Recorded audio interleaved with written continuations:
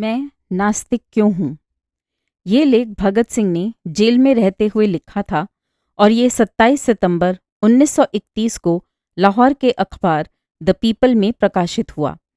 इस लेख में भगत सिंह ने ईश्वर की उपस्थिति पर अनेक तर्कपूर्ण सवाल खड़े किए हैं और इस संसार के निर्माण, मनुष्य के जन्म, मनुष्य के मन में ईश्वर की कल्पना के साथ साथ संसार में मनुष्य की दीनता, उसके शोषण, दुनिया में व्याप्त अराजकता और वर्ग भेद की स्थितियों का भी विश्लेषण किया है।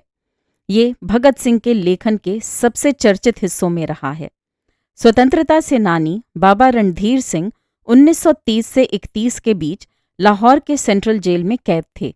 वे एक धार्मिक व्यक्ति थे जिन्हें ये जानकर बहुत कष्ट हुआ कि भगत सिंह का ईश्वर पर विश्वास नहीं है। वे किसी तरह भगत सिंह की कालकोठरी में पहुंचने में सफल हुए और उन्हें ईश्वर के अस्तित्व पर यकीन दिलाने की कोशिश की। असफल होने पर बाबा ने नाराज होकर कहा, प्रसिद्धि से तुम्हारा दिमाग खराब हो गया है और तुम अहंकारी बन गए हो, जो कि एक काले पर्दे की तरह तुम्हारे और ईश्वर के बीच खड़ी है। इस टिप्पणी के जवाब में ही भगत सिंह ने यह लेख लिखा। एक नया प्रश्न उठ खड़ा हुआ है। क्या मैं किसी अहंकार के कारण सर्वशक्तिमान, सर्वव्यापी तथा सर्वज्ञानी ईश्वर के अस्तित्व पर विश्वास नहीं करता हूँ?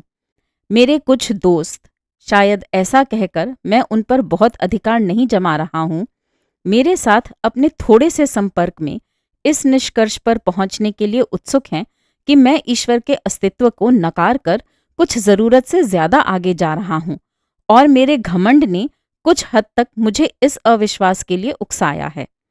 मैं ऐसी कोई शेखी नहीं बघारता कि मैं मानवीय कमजोरियों से बहुत ऊपर हूँ। मैं एक मनुष्य हूँ और इससे अधिक कुछ नहीं। कोई भी इससे अधिक होने का दावा नहीं कर सकता। यह कमजोरी मेरे अंदर भी है। अहंकार भी मेरे स्वभाव का अंग है। अपने कॉमरेडों के बीच मुझे निरंकुश कहा जाता था। यहाँ तक कि मेरे दोस्त श्री बटुकेश्वर कुमार दत्त भी मुझे कभी कभी ऐसा कहते थे। कई मौकों पर स्वेच्छाचारी कह मेरी निंदा भी की गई।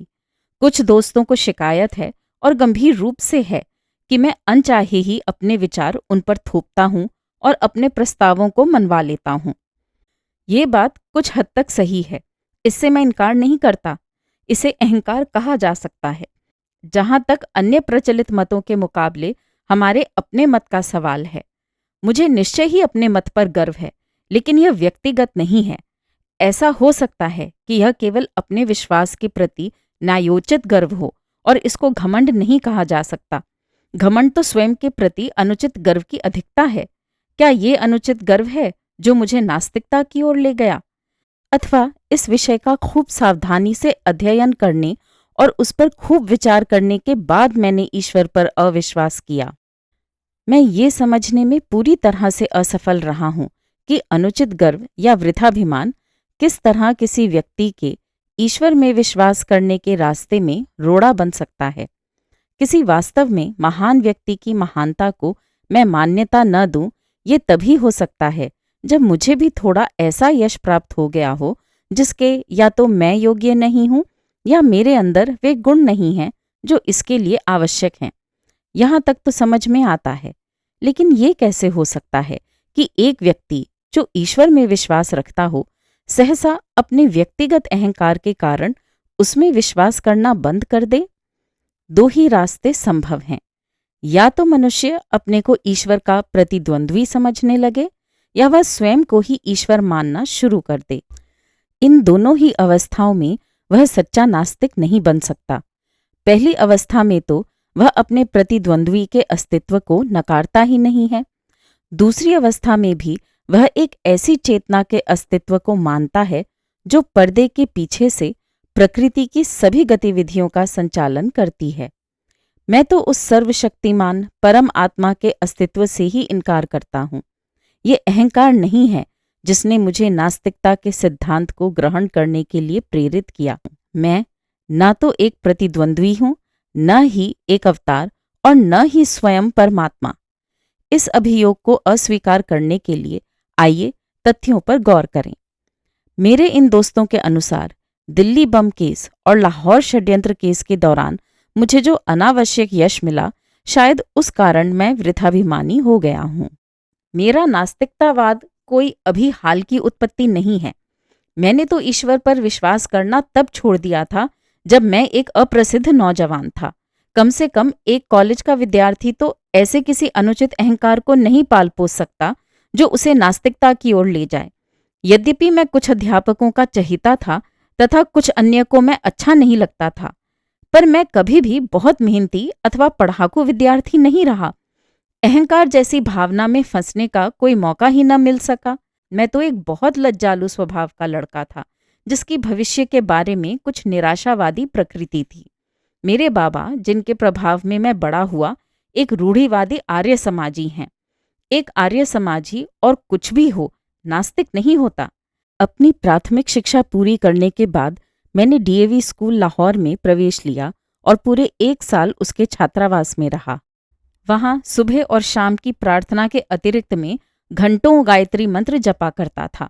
उन दिनों मैं पूरा भक्त था। बाद में मैंने अपने पिता के साथ रहना शुरू किया।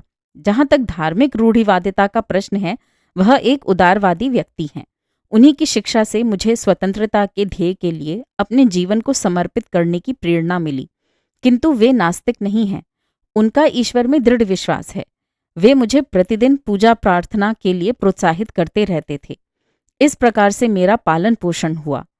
असहयोग आंदोलन के दिनों में राष्ट्रीय कॉलेज में प्रवेश लिया। यहाँ आकर ही मैंने सारी धार्मिक समस्याओं, यहाँ तक कि ईश्वर के अस्तित्व के बारे में उदारतापूर्वक सोचना, विचारना तथा उसकी आलोचना करना शुरू किया। पर अभी भी मैं पक्का आस्तिक था। उस समय तक मैं अपने लंबे बाल रखता था। यद्यपि मुझे कभी भी सिख या अन्य धर्मों की पौराणिकता और सिद्धांतों में विश्वास न हो सका था, किंतु मेरी ईश्वर के अस्तित्व में दृढ़ निष्ठा थी। बाद में मैं क्रांतिकारी पार्टी से जुड़ा। वहां जिस पहले नेता से मेरा संपर्क हुआ, वे तो पक्का विश्वास न होते हुए भी ईश्वर के अस्तित्व को नकारने का साहस ही नहीं कर सकते थे। ईश्वर के बारे में मेरे हठपूर्वक पूछते रहने पर वे कहते, जब इच्छा हो तब पूजा कर लिया करो। ये नास्तिकता है जिसमें साहस का अभाव है। दूसरे नेता जिनके मैं संपर्क में आया, पक्के श्रद्धालु आदरणीय कॉमरेड शचीन्द्र नाथ सान्याल, आजकल काकोरी षड्यंत्र केस के सिलसिले में आजीवन कारावास भोग रहे हैं। उनकी पुस्तक बंदी जीवन ईश्वर की महिमा का जोर शोर से गान है। उन्होंने उसमें ईश्वर के ऊपर प्रशंसा के पुष्प रहस्यात्मक वेदांत के कारण बरसाए हैं। 28 जनवरी 1925 को पूरे भारत में जो द रेवोल्यूशनरी क्रांतिकारी पर्चा बांटा गया था, वह उन्हीं के बौद्धिक श्रम का परिणाम है। उसमें सर्वशक्तिमान और उसकी लीला एवं कार्यों की प्रशंसा की गई है। मेरा ईश्वर के प्रति अविश्वास का भाव क्रांतिकारी दल में भी प्रस्फुटित नहीं हुआ था। काकोरी के सभी 4 शहीदों ने अपने अंतिम दिन भजन प्रार्थना में गुजारे थे। रामप्रसाद बिस्मिल एक रूढ़िवादी आर्य समाजी थे। समाजवाद तथा साम्यवाद में अपने वृहद अध्ययन के बावजूद राजेन लाहिड़ी उपनिषद एवं गीता के श्लोकों के उच्चारण की अपनी अभिलाषा को दबा न सके। मैंने उन सब में सिर्फ एक ही व्यक्ति को देखा जो कभी प्रार्थना नहीं करता था और कहता था, दर्शन शास्त्र मनुष्य की दुर्बलता अथवा ज्ञान के सीमित होने के कारण उत्पन्न होता है। वह भी आजीवन निर्वासन की सजा भोग रहा है, परंतु उसने भी ईश्वर के अस्तित्व को नकारने की कभी हिम्मत नहीं की। इस समय तक मैं केवल एक रोमांटिक आदर्शवादी क्रांतिकारी था। अब तक हम दूसरों का अनुसरण करते थे। अब अपने कंधों पर जिम्मेदारी उठाने का समय आया था। यह मेरे क्रांतिकारी जीवन का एक निर्णायक बिंदु था। अध्ययन की पुकार मेरे मन के गलियारों में गूंज रही थी। विरोधियों द्वारा रखे गए तर्कों का सामना करने योग्य बनने के लिए अध्ययन करो। अपने मत के पक्ष में तर्क देने के लिए सक्षम होने के वास्ते पढ़ो। मैंने पढ़ना शुरू कर दिया। इससे मेरे पुराने विचार व विश्वास अद्भुत रूप से परिष्कृत हुए। रोमांस की जगह गंभीर विचारों ने ले ली। न और अधिक रहस्यवाद, न ही अंधविश्वास। यथार्थवाद हमारा आधार बना। मुझे विश्व क्रांति के अनेक आदर्शों के बारे में पढ़ने का खूब मौका मिला। मैंने अराजकतावादी नेता बाकुनिन को पढ़ा, कुछ साम्यवाद के पिता मार्क्स को, किंतु अधिक लेनिन, त्रात्स्की व अन्य लोगों को पढ़ा जो अपने देश में सफलतापूर्वक क्रांति लाए थे। ये सभी नास्तिक थे। बाद में मुझे निर्लंब स्वामी की पुस्तक सहज ज्ञान मिली। इसमें रहस्यवादी नास्तिकता थी। 1926 के अंत तक मुझे इस बात का विश्वास हो गया कि एक सर्वशक्तिमान परम आत्मा की बात, जिसने ब्रह्मांड का सृजन, दिग्दर्शन और संचालन किया, एक कोरी बकवास है। मैंने अपने इस अविश्वास को प्रदर्शित किया। मैंने इस विषय पर अपने दोस्तों से बहस की। मैं एक घोषित नास्तिक हो चुका था। मई 1927 में मैं लाहौर में गिरफ्तार हुआ। रेलवे पुलिस हवालात में मुझे 1 महीना काटना पड़ा। पुलिस अफसरों ने मुझे बताया कि मैं लखनऊ में था जब वहां काकोरी दल का मुकदमा चल रहा था, कि मैंने उन्हें छुड़ाने की किसी योजना पर बात की थी, कि उनकी सहमति पाने के बाद हमने कुछ बम प्राप्त किए थे, कि 1927 में दशहरा के अवसर पर उन बमों में से एक परीक्षण के लिए भीड़ पर फेंका गया, कि यदि मैं क्रांतिकारी दल की गतिविधियों पर प्रकाश डालने वाला एक वक्तव्य दे दूं तो मुझे गिरफ्तार नहीं किया जाएगा, और इसके विपरीत मुझे अदालत में मुखबिर की तरह पेश किए बगैर रिहा कर दिया जाएगा और इनाम दिया जाएगा। मैं इस प्रस्ताव पर हंसा। ये सब बेकार की बात थी। हम लोगों की भांति विचार रखने वाले अपनी निर्दोष जनता पर बम नहीं फेंका करते। एक दिन सुबह सीआईडी के वरिष्ठ अधीक्षक श्री न्यूमन ने कहा कि यदि मैंने वैसा वक्तव्य नहीं दिया तो मुझ पर काकोरी केस से संबंधित विद्रोह छेड़ने के षड्यंत्र तथा दशहरा उपद्रव में क्रूर हत्याओं के लिए मुकदमा चलाने पर बाध्य होंगे, और कि उनके पास मुझे सजा दिलाने व फांसी पर लटकवाने के लिए उचित प्रमाण हैं। उसी दिन से कुछ पुलिस अफसरों ने मुझे नियम से दोनों समय ईश्वर की स्तुति करने के लिए फुसलाना शुरू किया। पर अब मैं एक नास्तिक था। मैं स्वयं के लिए ये बात तय करना चाहता था कि क्या शांति और आनंद के दिनों में ही मैं नास्तिक होने का दंभ भरता हूँ, या ऐसे कठिन समय में भी मैं उन सिद्धांतों पर अडिग रह सकता हूँ। बहुत सोचने के बाद मैंने निश्चय किया कि किसी भी तरह ईश्वर पर विश्वास तथा प्रार्थना मैं नहीं कर सकता। नहीं, मैंने एक क्षण के लिए भी नहीं की। ये असली परीक्षण था और मैं सफल रहा। अब मैं एक पक्का अविश्वासी था और तब से लगातार हूं। इस परीक्षण पर खरा उतरना आसान काम न था। विश्वास कष्टों को हल्का कर देता है, यहाँ तक कि उन्हें सुखकर बना सकता है। ईश्वर में मनुष्य को अत्यधिक सांत्वना देने वाला एक आधार मिल सकता है। उसके बिना मनुष्य को अपने ऊपर निर्भर करना पड़ता है। तूफान और झंझावात के बीच अपने पांव पर खड़ा रहना कोई बच्चों का खेल नहीं है। परीक्षा की इन घड़ियों में अहंकार यदि है तो भाप बनकर उड़ जाता है और मनुष्य अपने विश्वास को ठुकराने का साहस नहीं कर पाता। यदि ऐसा करता है तो इससे ये निष्कर्ष निकलता है कि उसके पास सिर्फ अहंकार नहीं वरन कोई अन्य शक्ति है। आज बिल्कुल वैसी ही स्थिति है। निर्णय का पूरा पूरा पता है। 1 सप्ताह के अंदर ही ये घोषित हो जाएगा कि मैं अपना जीवन एक ध्येय पर न्यौछावर करने जा रहा हूं। इस विचार के अतिरिक्त और क्या सांत्वना हो सकती है? ईश्वर में विश्वास रखने वाला हिंदू पुनर्जन्म पर राजा होने की आशा कर सकता है।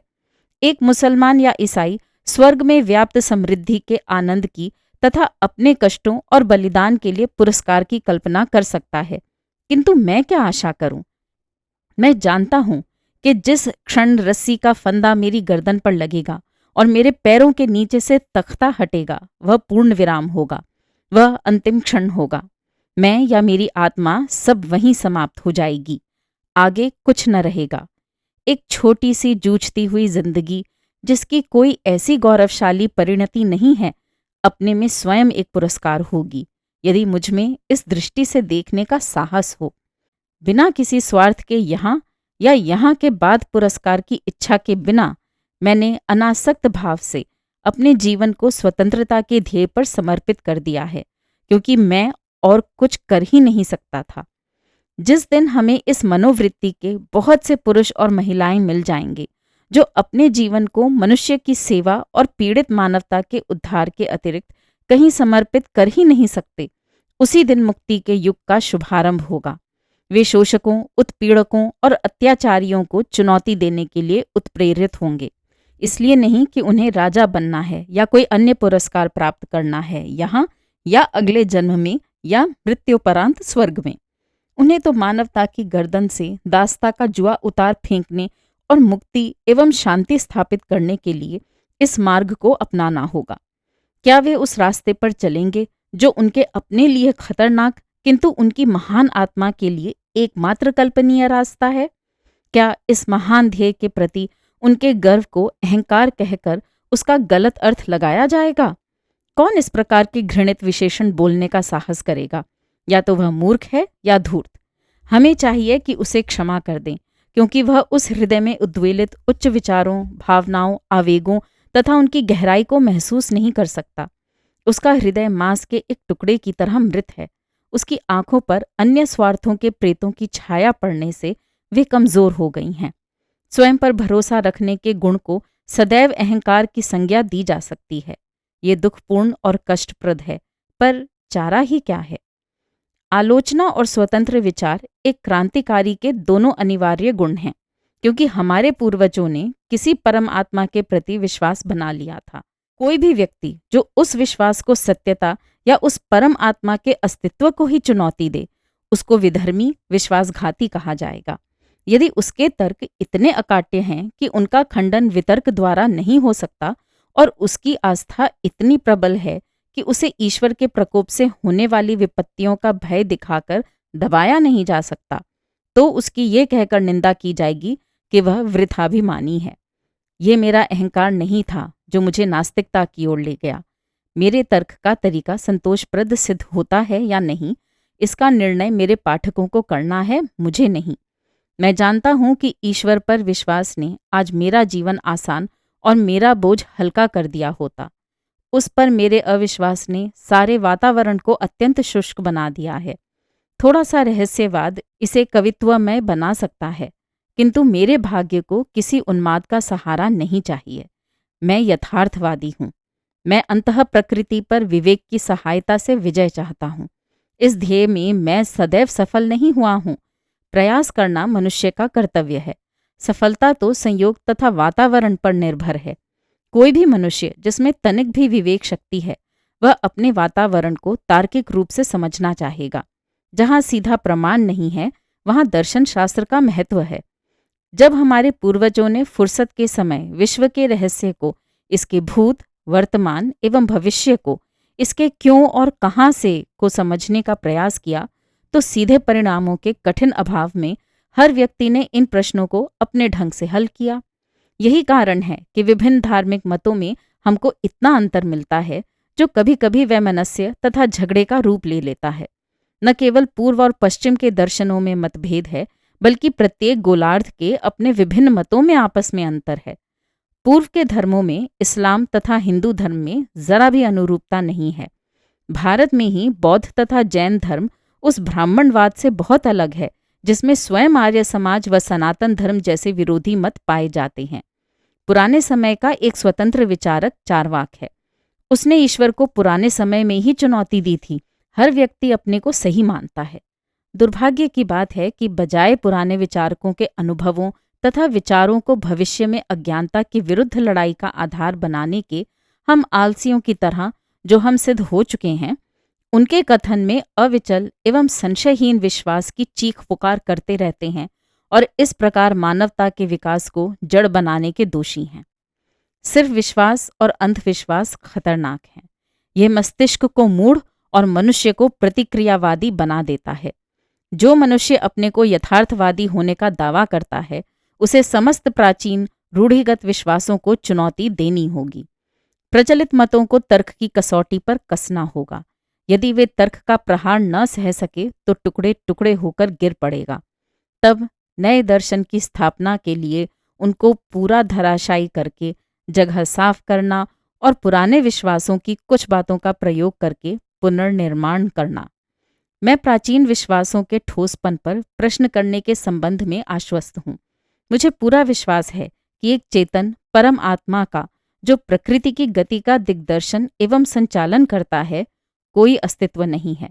हम प्रकृति में विश्वास करते हैं और समस्त प्रगतिशील आंदोलन का ध्येय मनुष्य द्वारा अपनी सेवा के लिए प्रकृति पर विजय प्राप्त करना मानते हैं। इसको दिशा देने के पीछे कोई चेतन शक्ति नहीं है। यही हमारा दर्शन है। हम आस्तिकों से कुछ प्रश्न करना चाहते हैं। यदि आपका विश्वास है कि एक सर्वशक्तिमान, सर्वव्यापक और सर्वज्ञानी ईश्वर है, जिसने विश्व की रचना की, तो कृपा करके मुझे ये बताएं कि उसने यह रचना क्यों की। कष्टों और संतापों से पूर्ण दुनिया, असंख्य दुखों के शाश्वत अनंत गठबंधनों से ग्रसित एक भी व्यक्ति तो पूरी तरह संतुष्ट नहीं है। कृपया ये न कहें कि यही उसका नियम है। यदि वह किसी नियम से बंधा है तो वह सर्वशक्तिमान नहीं है, वह भी हमारी ही तरह नियमों का दास है। कृपा करके ये भी ना कहें कि ये उसका मनोरंजन है। नीरो ने बस एक रोम जलाया था, उसने बहुत थोड़ी संख्या में लोगों की हत्या की थी, उसने तो बहुत थोड़ा दुख पैदा किया अपने पूर्ण मनोरंजन के लिए। और उसका इतिहास में क्या स्थान है? उसे इतिहासकार किस नाम से बुलाते हैं? सभी विषैले विशेषण उस पर बरसाए जाते हैं।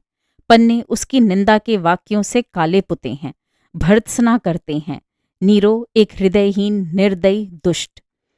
एक चंगेज खां ने अपने आनंद के लिए कुछ हजार जानें ले लीं और आज हम उसके नाम से घृणा करते हैं। तब किस प्रकार तुम अपने ईश्वर को न्यायोचित ठहराते हो? उस शाश्वत नीरो को जो हर दिन, हर घंटे और हर मिनट असंख्य दुख देता रहा और अभी भी दे रहा है। फिर तुम कैसे उसके दुष्कर्मों का पक्ष लेने की सोचते हो, जो चंगेज खां से प्रत्येक क्षण अधिक हैं? क्या ये सब बाद में इन निर्दोष कष्ट सहने वालों को पुरस्कार और गलती करने वालों को दंड देने के लिए हो रहा है? ठीक है, ठीक है। तुम कब तक उस व्यक्ति को उचित ठहराते रहोगे जो हमारे शरीर पर घाव करने का साहस इसलिए करता है कि बाद में मुलायम और आरामदायक मलहम लगाएगा? ग्लैडिएटर संस्था के व्यवस्थापक कहाँ तक उचित करते थे कि एक भूखे खूंखार शेर के सामने मनुष्य को फेंक दो कि यदि वह उससे जान बचा लेता है तो उसकी खूब देखभाल की जाएगी। इसलिए मैं पूछता हूँ कि उस चेतन परम आत्मा ने इस विश्व और उसमें मनुष्यों की रचना क्यों की? आनंद लूटने के लिए? तब उसमें और नीरो में क्या फर्क है? तुम मुसलमानों और ईसाइयों, तुम तो पूर्व जन्म में विश्वास नहीं करते। तुम तो हिंदुओं की तरह ये तर्क पेश नहीं कर सकते कि प्रत्यक्षतः निर्दोष व्यक्तियों के कष्ट उनके पूर्व जन्मों के कर्मों का फल है। मैं तुमसे पूछता हूँ कि उस सर्वशक्तिशाली ने शब्द द्वारा विश्व के उत्पत्ति के लिए 6 दिन तक क्यों परिश्रम किया, और प्रत्येक दिन वह क्यों कहता है कि सब ठीक है? बुलाओ उसे आज, उसे पिछला इतिहास दिखाओ, उसे आज की परिस्थितियों का अध्ययन करने दो।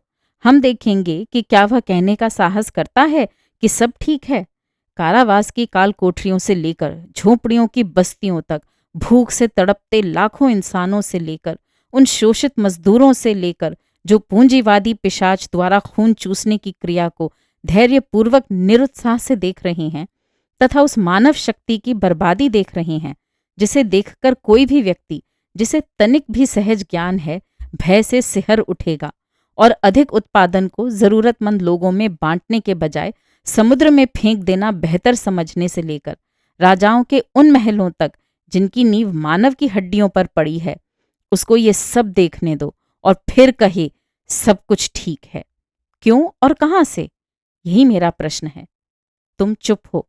ठीक है, तो मैं आगे चलता हूं। और तुम हिंदुओं, तुम कहते हो कि आज जो कष्ट भोग रहे हैं ये पूर्व जन्म के पापी हैं और आज के उत्पीड़क पिछले जन्मों में साधु पुरुष थे, अतः वे सत्ता का आनंद लूट रहे हैं। मुझे यह मानना पड़ता है कि आपके पूर्वज बहुत चालाक व्यक्ति थे। उन्होंने ऐसे सिद्धांत गढ़े जिनमें तर्क और अविश्वास के सभी प्रयासों को विफल करने की काफी ताकत है।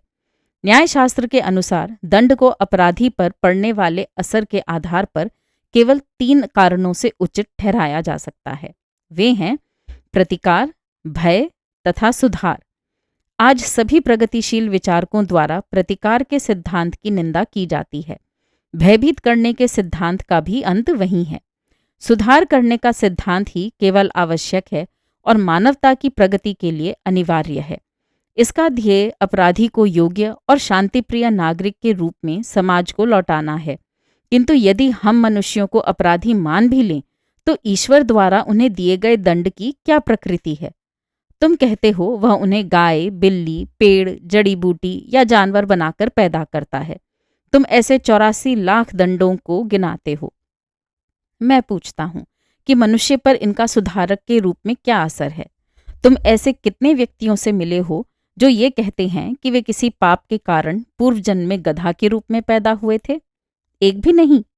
अपने पुराणों से उदाहरण न दो। मेरे पास तुम्हारी पौराणिक कथाओं के लिए कोई स्थान नहीं है। और फिर क्या तुम्हें पता है कि दुनिया में सबसे बड़ा पाप गरीब होना है?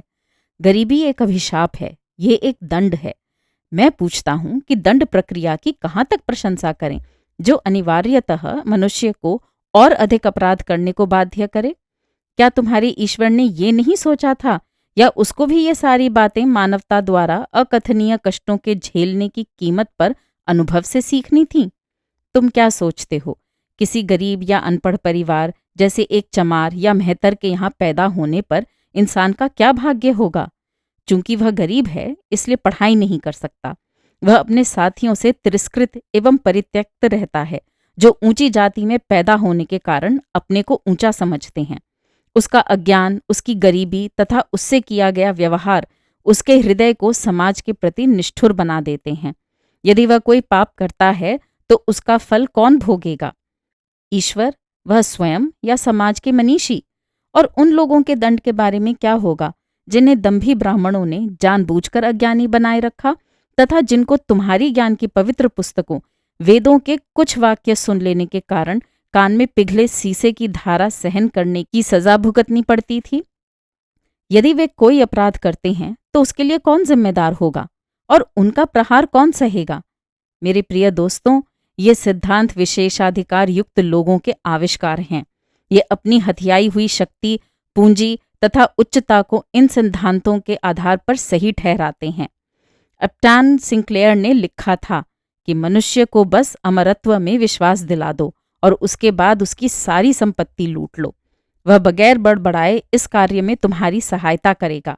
धर्म के उपदेशकों तथा सत्ता के स्वामियों के गठबंधन से ही जेल, फांसी, कोड़े और ये सिद्धांत उपजते हैं। मैं पूछता हूँ, तुम्हारा सर्वशक्तिशाली ईश्वर हर व्यक्ति को क्यों नहीं उस समय रोकता है जब वह कोई पाप या अपराध कर रहा होता है? ये तो वह बहुत आसानी से कर सकता है। उसने क्यों नहीं लड़ाकू राजाओं की लड़ने की उग्रता को समाप्त किया और इस प्रकार विश्व युद्ध द्वारा मानवता पर पड़ने वाली विपत्तियों से उसे बचाया? उसने अंग्रेजों के मस्तिष्क में भारत को मुक्त कर देने की भावना क्यों नहीं पैदा की? वह क्यों नहीं पूंजीपतियों के हृदय में ये परोपकारी उत्साह भर देता कि वे उत्पादन के साधनों पर अपना व्यक्तिगत संपत्ति का अधिकार त्याग दें और इस प्रकार केवल संपूर्ण श्रमिक समुदाय वरन समस्त मानव समाज को पूंजीवादी बेड़ियों से मुक्त करें? आप समाजवाद की व्यवहारिकता पर तर्क करना चाहते हैं। मैं इसे आपके सर्वशक्तिमान पर छोड़ देता हूं कि वह लागू करे। जहां तक सामान्य भलाई की बात है, लोग समाजवाद के गुणों को मानते हैं। वे इसके व्यावहारिक न होने का बहाना लेकर इसका विरोध करते हैं। परमात्मा को आने दो और वह चीज को सही तरीके से कर दे। अंग्रेजों की हुकूमत यहाँ इसलिए नहीं है कि ईश्वर चाहता है, बल्कि इसलिए कि उनके पास ताकत है और हम में उनका विरोध करने की हिम्मत नहीं। वे हमको अपने प्रभुत्व में ईश्वर की मदद से नहीं रखे हैं, बल्कि बंदूकों, राइफलों, बम और गोलियों, पुलिस और सेना के सहारे। ये हमारी उदासीनता है कि वे समाज के विरुद्ध सबसे निंदनीय अपराध, एक राष्ट्र का दूसरे राष्ट्र द्वारा अत्याचार पूर्ण शोषण सफलतापूर्वक कर रहे हैं। कहाँ है ईश्वर? क्या वह मनुष्य जाति के इन कष्टों का मजा ले रहा है? एक नीरो, एक चंगेज, उसका नाश हो। क्या तुम मुझसे पूछते हो कि मैं इस विश्व की उत्पत्ति तथा मानव की उत्पत्ति की व्याख्या कैसे कर सकता हूँ? ठीक है, मैं तुम्हें बताता हूँ। चार्ल्स डार्विन ने इस विषय पर कुछ प्रकाश डालने की कोशिश की है। उसे पढ़ो। यह एक प्रकृति की घटना है। विभिन्न पदार्थों के निहारिका के आकार में आकस्मिक मिश्रण से पृथ्वी बनी। कब? इतिहास देखो। इसी प्रकार की घटना से जंतु पैदा हुए और एक लंबे दौर में मानव। डार्विन की जीव की उत्पत्ति पढ़ो और तदुपरांत सारा विकास मनुष्य द्वारा प्रकृति के लगातार विरोध और उस पर विजय प्राप्त करने की चेष्टा से हुआ।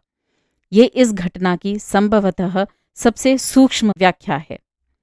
तुम्हारा दूसरा तर्क ये हो सकता है कि क्यों एक बच्चा अंधा या लंगड़ा पैदा होता है?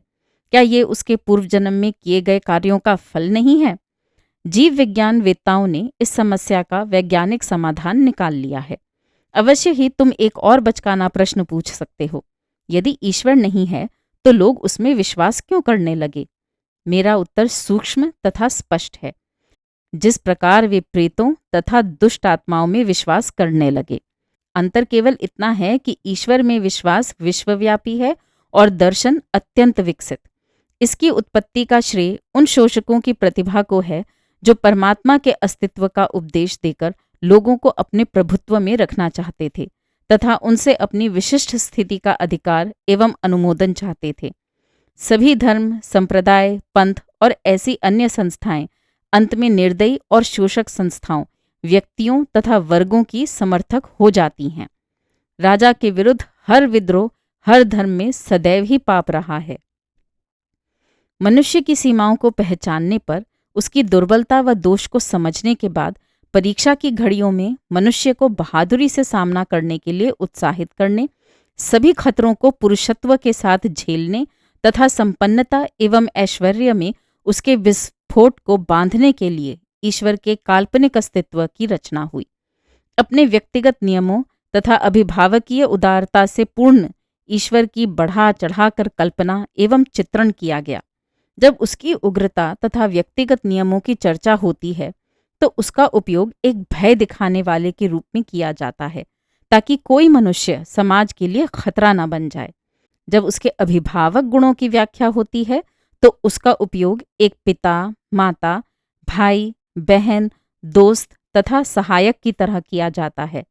जब मनुष्य अपने सभी दोस्तों द्वारा विश्वासघात तथा त्याग देने से अत्यंत क्लेश में हो, तब उसे इस विचार से सांत्वना मिल सकती है कि एक सदा सच्चा दोस्त उसकी सहायता करने को है, उसको सहारा देगा तथा वह सर्वशक्तिमान है और कुछ भी कर सकता है।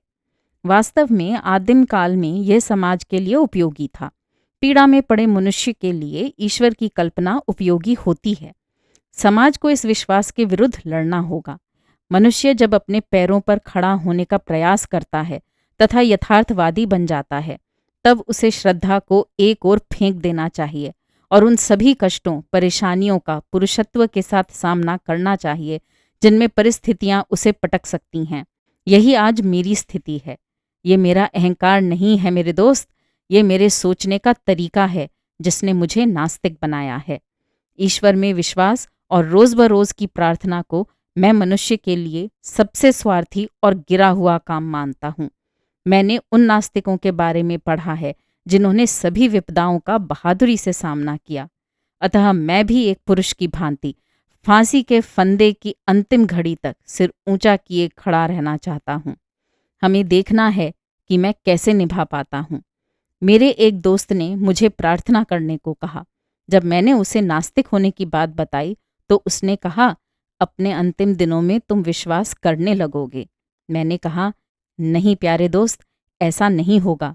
मैं इसे अपने लिए अपमानजनक तथा भ्रष्ट होने की बात समझता हूँ। स्वार्थी कारणों से मैं प्रार्थना नहीं करूँगा। पाठकों और दोस्तों, क्या ये अहंकार है? अगर है तो मैं स्वीकार करता हूँ।